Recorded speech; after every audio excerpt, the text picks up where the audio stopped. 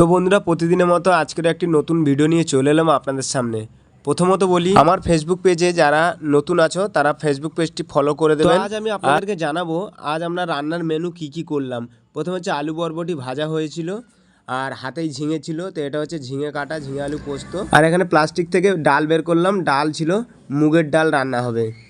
আরও ছিল 3টে মেনু। ফাইনালি রান্না আমি চালু করে দিয়েছি। প্রথমে আমি শাক ভাজাটি করলাম, এদের শাক আর তেল গরম করে, শাকে কিন্তু প্রচুর জল বেরোচ্ছে, যার জন্য আমি ঢাকা দিলাম না।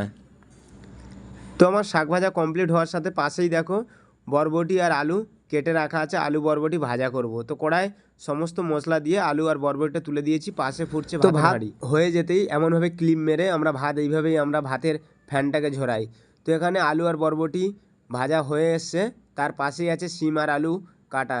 এখানে আলু বরবটি ভাজা আর এদিন আমাদের ছিল 5খানা মেনু। এখন সিম আর আলু ভাজা চলছে।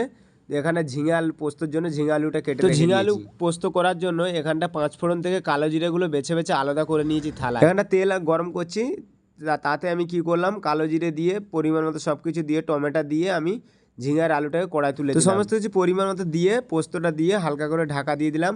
তো এখন দেখছি তরকারিটা খুব সুন্দর হয়েছে। তো এখানে পরবর্তী ডাল করার জন্য কারি পাতা নিয়ে নিয়েছি, আর শুকনো লঙ্কা টমেটো দিয়ে ডালের মশলাটা, এবার ডালটা সিদ্ধ করা ছিল যেহেতু, ডালটা দিয়ে ফুটিয়ে নিলাম। তো গ্যাসের ওভেন এক সাইডে, ঝিঙে আলুর পোস্ত আর ডাল। ভিডিওটি ভালো লাগলে লাইক কমেন্ট শেয়ার করবেন। টাটা।